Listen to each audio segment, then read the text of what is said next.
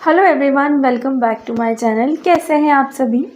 तो चलिए आज स्टार्ट करते हैं एक ऐसी डिस्कशन जिसमें जो आपके करियर के लिए बहुत ज़्यादा इम्पॉर्टेंट हो सकती है। जैसे कि जब भी आप कोई भी कॉम्पिटिटिव एग्ज़ाम देते हैं, है ना, तो सबसे ज़्यादा ज़रूरी होता है कि आप एक बैकअप प्लान ज़रूर लेके चलें। कितनी इम्पोर्टेंस रखता है ये बैकअप प्लान और हमें किस टाइप का बैकअप प्लान रखना चाहिए जब भी आपकी जर्नी स्टार्ट होती है किसी भी एग्ज़ाम को देने की, चाहे वो पीसीएस हो या पीसीएस हो, सीजीएल हो या यूपीएससी हो। कोई भी कॉम्पिटिटिव एग्ज़ाम आप देते हैं तो हमेशा हमको ये ध्यान रखना चाहिए कि एग्ज़ाम दे रहे हैं ये बहुत अच्छी बात है, पूरी डेडिकेशन और पूरी मेहनत के साथ आपको उसकी तैयारी करनी चाहिए। बट इन केस अगर आपके पास कोई बैकअप प्लान होना बहुत ज़रूरी है, ठीक है।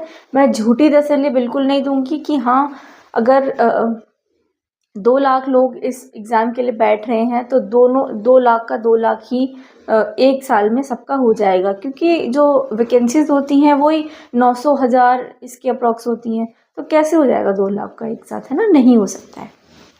बट उस केस में ज़रूरी है कि आप एक बैकअप प्लान ज़रूर लेकर चलें, ठीक। कोई भी कॉम्पिटिटिव एग्ज़ाम को पास करने के लिए ना 2 चीज़ों की ज़रूरत होती है।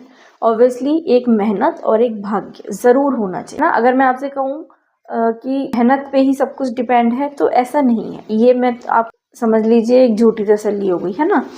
ऐसा नहीं होता है।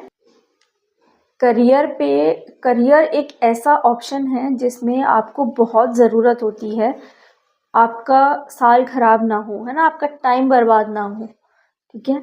मैंने बहुत से स्टूडेंट्स देखे हैं जो 5 साल 6 साल से लगे हुए हैं और उनका नहीं हुआ, है ना। और ऐसे भी बच्चे देखे हैं जिनका 1 साल हुआ है, 2 साल हुए हैं, उनका क्लियर हो गया है ना। तो बैकअप प्लान बहुत ज़रूरी है होना, ठीक है।